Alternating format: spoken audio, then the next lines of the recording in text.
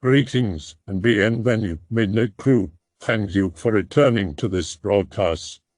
And welcome to new viewers joining us for the first time. If you like a video, then feel free to subscribe. Do you ever think about advanced human civilization predating what is conventionally considered prehistory civilization, Neolithic and other pastoral communities? Homo sapiens has been modern, what we are now for 250 to 300,000 years. Yet we assume we only truly began building true civilizations 8 to 10,000 years ago. But then we find vague signs, notably massive complexes now underwater, of long past advancement coming from somewhere much longer ago than early human proto-civilizations. And we know that in the last 300,000 or so years, environmental changes such as the last ice age have drastically altered sea levels and the locations of ideal settlement for civilization to take root. That is, we tend to build and congregate near water. It's only natural to assume that those complexes now underwater were once coastal. It's much like the time machine in 290,000 years of sapiens' existence, when we even know that earlier human species themselves showed extremely early signs of proto-civilization in their communal behavior, that there could easily be strong chances that we actually did develop much more advanced civilizations much earlier than conventional beliefs, and that during the last ice age, when sapiens was driven to near extinction, that the long period of forceful return to small pastoral communities simply led to us completely forgetting what once was. And now, with most of the evidence residing in probably the most erosive part of the planet, of course, finding signs of it has been next to impossible. Also, I am an anthro grad student and despise that I can't really discuss this among friends and peers, as it's immediately scoffed off. So here I am.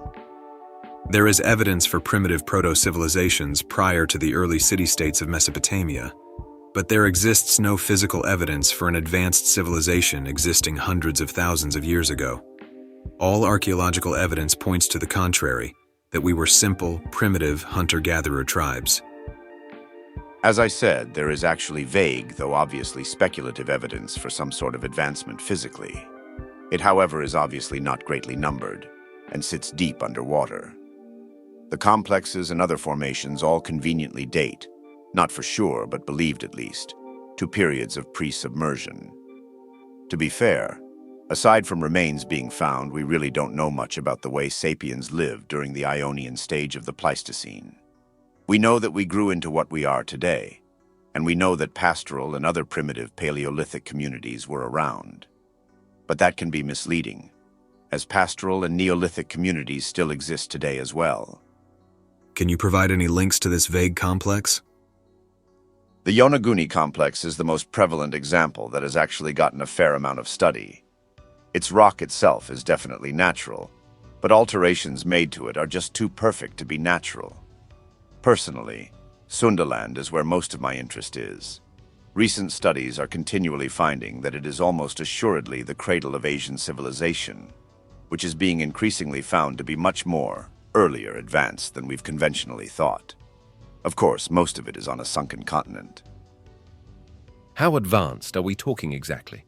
If we're talking South American and Egyptian pyramids, Pumapunku, some Mesopotamian cultures and so on, with advanced knowledge of mathematics, astrology and semi-advanced tools and methods for construction, architecture, making household items and the like, and even maybe really basic ideas of how to create very primitive batteries, not necessarily for what we use batteries for, and so on, then I can buy it.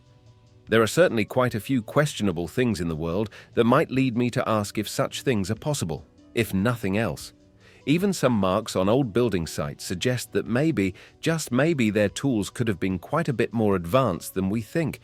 But if we're saying that they had our sort of modern technology, then no. I think our particular brand of technology is definitely one form of advanced, but it's my personal opinion that a prior ancient human race, even if advanced, might not necessarily have evolved their technology in the same way. So in short, I don't think I'd buy it right off, at least not without a lot of proof to back it up.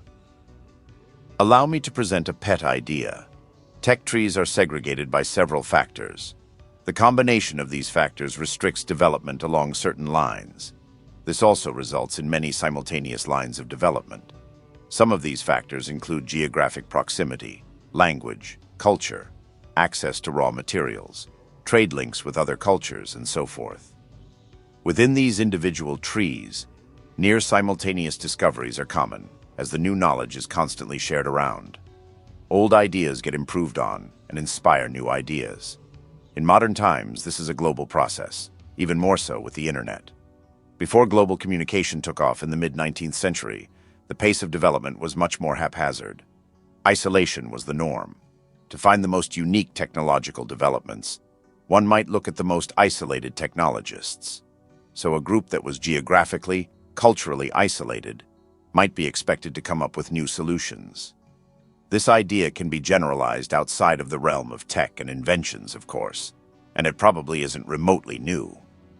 It still comes to about the same things. Two peoples separated by extreme amounts of time and, say, a natural disaster on a large scale might both get to the same level of technology but through very different means, very different technologies, different aesthetics, different cultural influences, stories written in different ways, slight nuances to how one did math versus another, one by 5s and 10s, the other by 6s and 12s. Yes, people are normally solving the same basic problems, so there have certainly always been convergences. It's still interesting how certain cultures seem to never have used the wheel for transport, for example. I think if there were really such ancient civilizations, there'd be evidence. I don't think it's that out there, and I do think there is some evidence, but mostly, let's remember the state of some of our buildings that we know existed from only 100 years ago. The ones that have been constantly maintained and repaired are still here, but a great deal of them, from just 100 or so years ago, are so far gone that they're barely recognizable as buildings. The pyramids have lasted all the way into this modern age, by what they were built of and intricate building techniques. They were made to last. But many things just aren't made to last. Our tools and cars aren't made to last.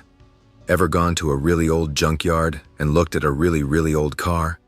Some of the oldest there are rusty barren shells, and the metal is so corroded that it's flaking off. Some of these cars aren't very old, but others are turning to rusty metal dust, slowly but surely. And it hasn't even been 100 years since they've been sitting in that junkyard. Imagine what 10,000 or 20,000 or 30,000 years would do if just within 100 years some of our buildings, cars, and tools that are no longer maintained are barely recognizable as what they once were and slowly but surely turning to nothing. Not even counting how far down in the earth they'd be in 10, 20, or 30,000 years. On top of being dust, you'd also have to know exactly where, deep in the earth, to look. I'd believe a Hyborian Age type of ancient civilization existed before I'd believe an advanced one did. Either way, when you consider the ice in the Ice Age carved the Grand Canyon, it's easy to imagine that same ice grinding any evidence of an ancient civilization to dust. I deem it possible, even likely, that there have been now utterly lost civilizations during the 100 millennia or so that modern man has existed. But I never understood why they always have to be much better than the one we have. A Neo or even Paleolithic civilization, when the rest of the human population was more or less nomadic, hunter-gatherers, would be an amazing thing enough. The end of the Ice Age drowned their cities. Like today, it is reasonable to assume most of the population lived near the littoral, and there were some sudden floods. In geomorphology, an outburst flood, a type of mega-flood, is a high-magnitude, low-frequency catastrophic flood involving the sudden release of a large quantity of water. During the last deglaciation, numerous glacial lake outburst floods were caused by the collapse of either ice sheets or glaciers that formed the dams of proglacial lakes. Examples of older outburst floods are known from the geological past of the Earth and inferred from geomorphological evidence on Mars. Landslides, lahars, and volcanic dams can also block rivers and create lakes, which trigger such floods when the rock or earthen barrier collapses or is eroded. Lakes also form behind glacial moraines or ice dams, which can collapse and create outburst floods. Pretty much this. There was no civilization that existed which was more advanced than we are today. Spiritually, almost certainly, but not technologically.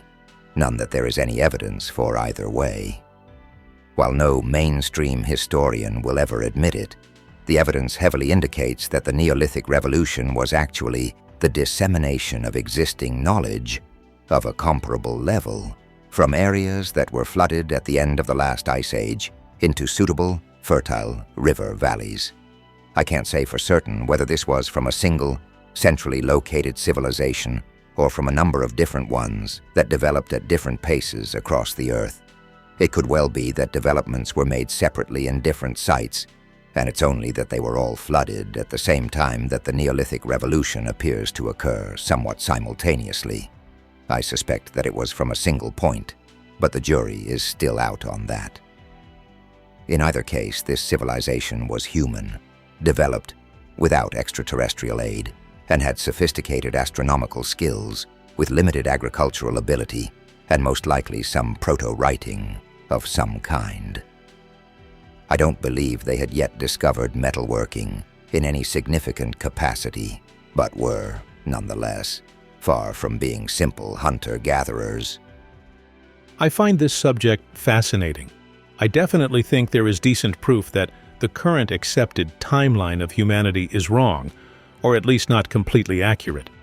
The fossil record is pretty legit in my opinion, but within the last 100,000 years or so, anything really could have happened. We can start with the beginnings of humanity, whose original linguistic, artistic, tool-making, and spiritual beliefs were brought on by a combination of psychedelic mushroom consumption and access to fire. Cooked food is easier to digest and allows more energy to go to growth in the organ being utilized the most, in our case, the brain. After our shamanic and animistic origins, there have been a couple of theories about an original proto-civilization, popularized by Terence McKenna. He says that there were likely harmonious, commutative mushroom cults and orgy societies where polygamy was the norm and everyone was tripping balls in animistic ecstasy for a couple thousand years. This may be an exaggeration, as I'm not sure how well a society that was simultaneously having orgies and tripping balls all the time would have survived in the wild, though that's not to say it wouldn't work in an automated future. In any case, there was early mushroom and entheogenic animistic shamanism, which shaped the course for organized religions in due time. Civilization is older than we think, but prehistoric civilization, older than 15,000 years, was not advanced in the sense that they had technology we didn't have, but they likely understood astronomy, agriculture, and basic metallurgy, and had a knowledge base that was passed on to what is now our civilization. There are far too many ancient relics and building ruins that would have required basic astronomy or metal tools for reasonable construction.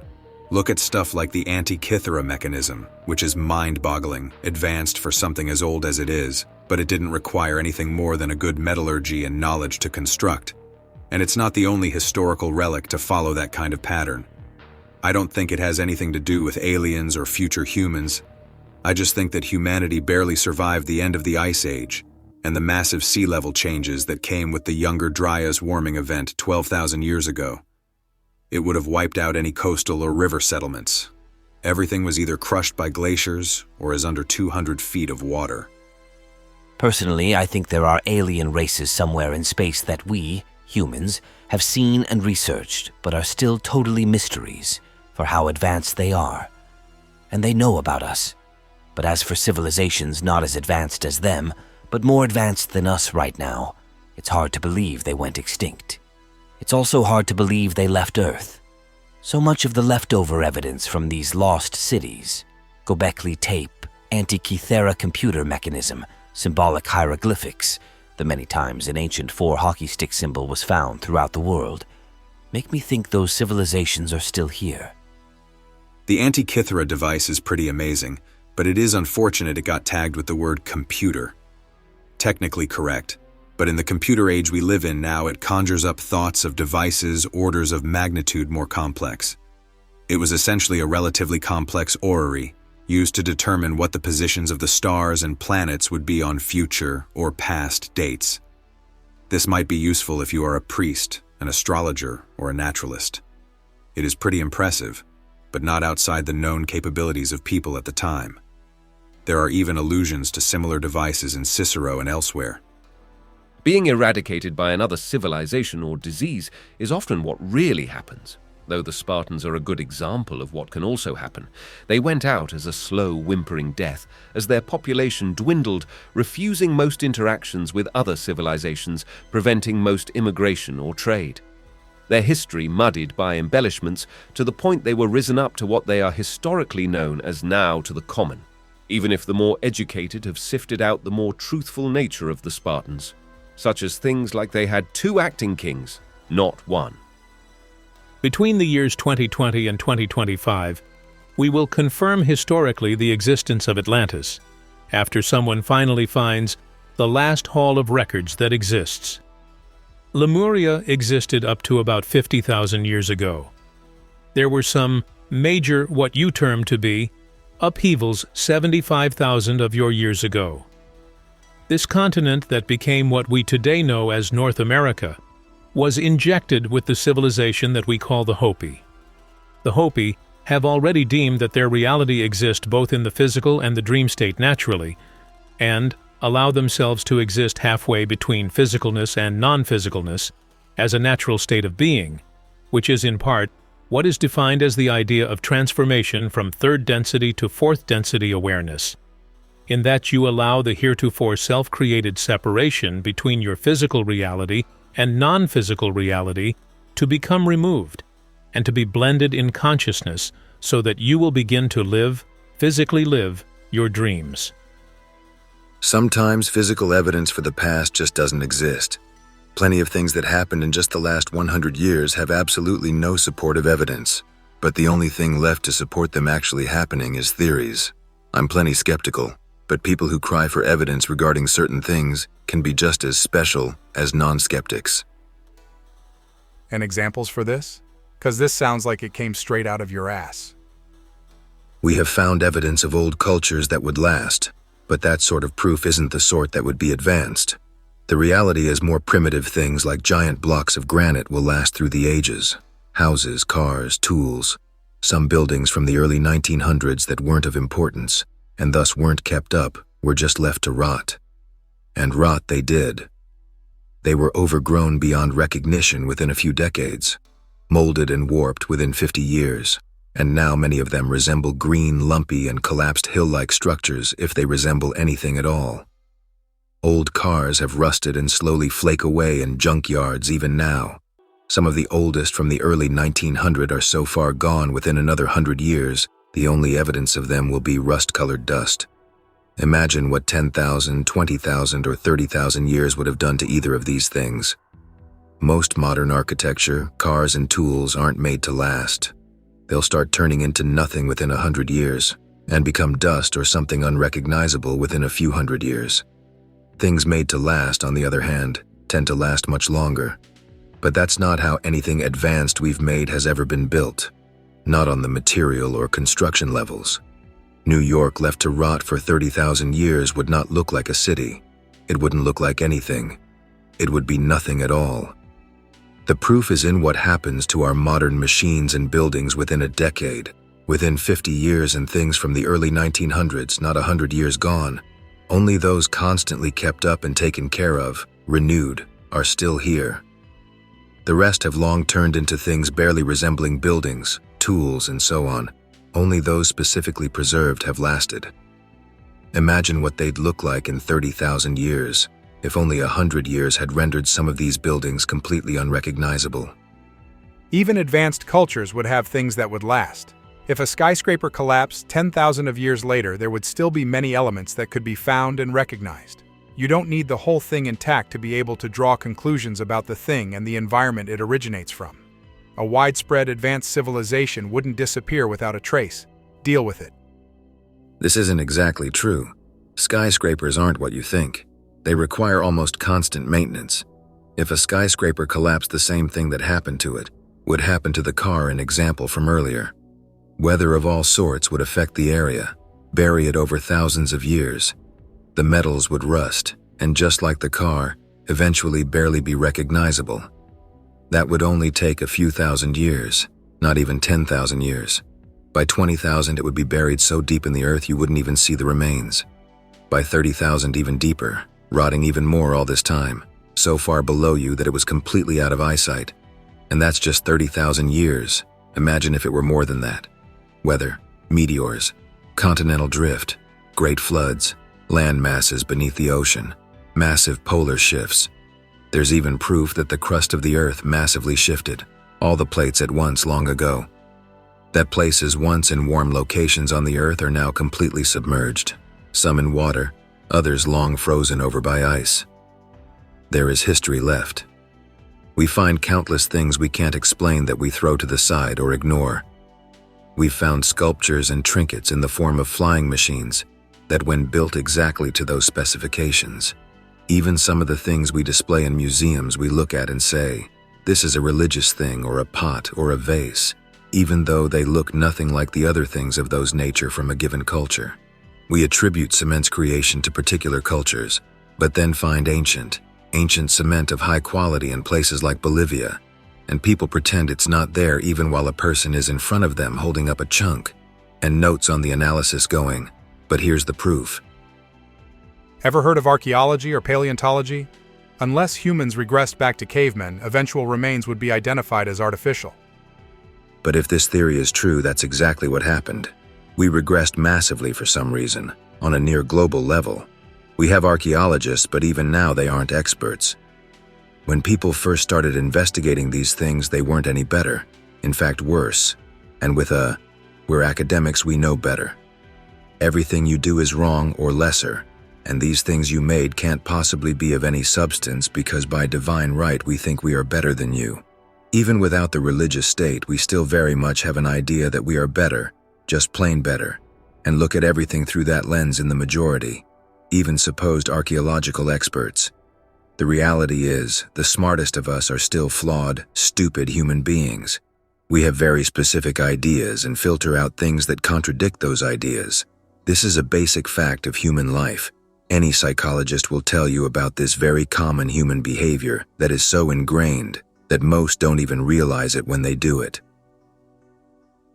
Even if the only evidence left was a story, something would remain. How long do stories on paper last? 30,000 years from now, if our only surviving stories were on a hard drive somewhere, buried deep in the earth, do you think someone digging it up would recognize it as a story on that hard drive? Do you think they'd even know what a hard drive was? Even if their technological level were equal to ours, did it advance in the same way? Did their electronics run on the same things? Did they produce power the same way? The paper surely wouldn't last. Stone might, but few of our stone monuments really tell you much about our technological advancements, what they are or how they work. Even of those with writing, could a civilization 30,000 years after ours fall even translate them? There are some writings on Earth right now that we can't translate, objects we don't know what they are, images we don't understand. We look at them through a narrow scope and go, this is what that is. It's a religious artifact. Because they were a religious people. All these stories they have are religious, even though the stories are written as if they actually happened. We so often call religious figures of these people gods, but the translations are always biased toward words like gods in heaven for cultures whose actual words, the translations of these words never directly translate to such things. The hard drive, if found, would be enough of a story itself. With it, you can make guesses about technology level and even culture, even if the information stored on it is lost.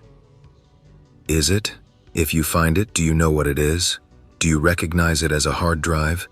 Does your technology even resemble such a thing, even if your technology is advanced? What if you discover it 100 years before your civilization builds its first computer, and you think it a religious artifact? 100 years later, a guy says, it's a piece of a computer. However, the people around him laugh it off. These primitive people could never have done such a thing. Their careers ride on it being a religious artifact. Their theories are based on existing theories that, if proven wrong, would tear down their entire careers, they'd lose all their grants and so on. But hey, you forget. We have discovered ancient computers and even an ancient calculator. Their existence is almost entirely ignored. We still think the people are primitive. They couldn't possibly know more than we. Certainly the Greeks didn't invent a steam boiler engine during their time. Well, that one guy showed it happened, but we'll act like that didn't happen either. There's a difference between some bronze cogwheels and an industrially produced electronic device. 50,000 years ago, some of you were Lemurian, some Sumerian, some later become Egyptian. You choose some of the highest tech societies that been known on this earth, not defined by machines but by consciousness. Lurking in your DNA, those trillions of pieces of spiritual and biological energy in your body are many energies that are quantum. They're interdimensional attributes of biology given to you by the Pleiadians. This planet of free choice is just one in a series. They happen one at a time, and they're very linear. But the last one that happened was in the Seven Sisters star cluster of the Pleiades. The last one seeded this one so that you would have a piece of God inside. It created a spiritual human, different from any other on the planet at that time. The time frame was more than 50,000 years ago, when there were at least 17 kinds of humans evolving simultaneously. The Pleiadian visit stopped it all, and only one kind of human survived, something counterintuitive to the evolutionary process of all other animals on the planet. It was on purpose, blessed, and appropriate. You are one of the only species on the entire planet that has only one kind. 40,000 years ago. It was the grandest society the planet had ever seen, not huge in numbers but in consciousness. It was not something that you would be emulating later, for it was part of the setup of humanity. It was the Lemurian civilization. I've never identified how long they lasted, so I will now.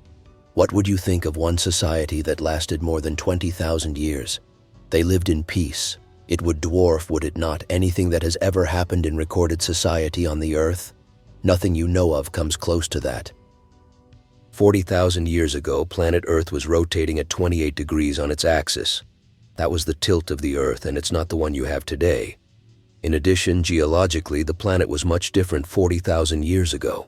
You were at the end of the greatest ice age you had ever experienced. At that time, 1/3 of all of the water on the planet was ice. It was a much colder planet back then. Some of you are aware of what 1/2 of 1 degree in temperature change will do to life on Earth. If you had the average temperature of this planet dip by 1/2 a degree on an average, it would be significant. So let me tell you what it was then so you can imagine the changes. The average temperature of the atmosphere was 8 degrees lower than it is now, very significant for the weather and very significant for the amount of water that was on the planet. The average water level of the oceans of the planet was 133 meters lower than it is now. That's 400 feet lower. Can you imagine from the air what your continents would look like if the oceans were 400 feet lower than they are now? Mountain ranges would be exposed that are currently now underwater. It would be much different, would it not? The Lemurians lived successfully for more than 20,000 years around the base of the island you call Hawaii. This was, and remains, the highest mountain on the planet, measured from its base. The Lemurians had a full-fledged, mature civilization from 35,000 years ago to about 15,000 years ago. It took 10,000 years to call themselves united and another 5,000 to begin to come together as a society with a common control center. Remember that things lasted a very long time and were very slow in the early days of developing humanity. What takes you a year to do today may have taken hundreds back then. Language was an issue, communications was new, travel was very slow, and sovereignties had never even been tried. Whereas you might have 2 meetings a day, they would have 2 a year, often not even that. Their sense of time was far different in that they had a quantum consciousness, almost a timeless state of being. Some of the Lemurians climbed the mountains and you can meet their ancestors today. They're called the Polynesians and they know all about the oceans. They know about the tides. They watch them build up and be created. They can take small little craft and move from island to island, hundreds of kilometers apart without a compass. They know the way it works, the oceans, the tides. Some even claim their ancestors to be Lemurian. The Lemurians saw what was happening. About 15,000 years ago, the ice began to melt, and it did so slowly for at least another 5,000 years. You might say they had plenty of time to prepare, and so they did. What they did first was to become a seafaring nation building ships. Slowly, many of them left the valley that they were in, which was already slowly flooding, as the ice melted and the waters rose on the planet. So you might say that there is part of Lemurian society that populated the edges of other landmasses via ship. Look for them in New Zealand, Easter Island, not much left there, and the large continent of what you call the Americas. They were on the west coast areas you call Alaska and the bridge to the other continent. They were there. Many of them went to the mountain called Shasta, and they existed there in their human form long before they put themselves into the mountain as interdimensional beings. Some of them started other societies in combination with other humans who had traveled far from the core and had forgotten their lineage completely. One of the cultures was called Sumerian and was in the Middle East. This eventually led to the Egyptian culture many years later. It's odd that this is where you think history actually started. All evidence of old Lemuria has been erased. The ocean currents under the seas are very strong, almost like rivers they surge, washing with sand and silt for eons. So there are those who say, that means we'll never find the artifacts of Lemuria. Not only will you find some, you have already, and many are hiding them. Because when these collectors show them to science, they'll be laughed at. For there will be an oxymoron, a contradiction within the actual artifact. It will be too old to be what it is. At least according to modern thinking, that is. What would happen if you found an automobile part that carbon dated to 3,000 years ago? It would be an artifact that couldn't exist. That's what the artifacts of Lemuria will be like, for they will be charts of the stars and biological information that couldn't have been known. And why would anyone be able to have an artifact of Lemuria? I just told you that Lemuria is washed away. It's because of the ships. Many of them went down in storms carrying everyday Lemurian objects, artifacts. Some are waiting to be found, and some have already been found and sequestered by collectors who cannot get anyone to look at them because they don't make sense. There was never any evidence to begin with. It's completely made up by channelers. You can thank Blavatsky and the other New Ager LARPers. I think they're definitely real. Our current understanding of the past is so diluted with so many goddamn flaws that if you were interested in history, you'd be questioning it all and eventually be led down this path due to the incredible amount of information left and documentation currently alongside the supposed nature of current archaeology. Not exactly trying to expose any of it, or at least some individuals within it. I think past civilizations had a heavy understanding of what the universe and we as human beings are. They had advanced technologies possibly given to them by ETs, but definitely were visited by some form of outside entities, which apparently spiked agriculture or inventions of technology while these saints or gods were alive. If anything, they knew we were highly spiritual and understood how to manipulate the natural energy around us, using forms of magic and sound frequency technology. Look up high vibrational sound frequencies being used in the past and you'll get lost in all the evidence and documentation of such a thing being real. It's pretty cool, anon. Also, don't believe any of these fucks or myself. If you are interested, go research it, watch a dumb YouTube video on it, go and look up all the claims made and see what's real. I hope that you enjoyed tonight's broadcast. If you enjoyed tonight's story, then please subscribe to the channel as more Greentexts will appear daily. A new broadcast will appear when the clock strikes midnight Central Time.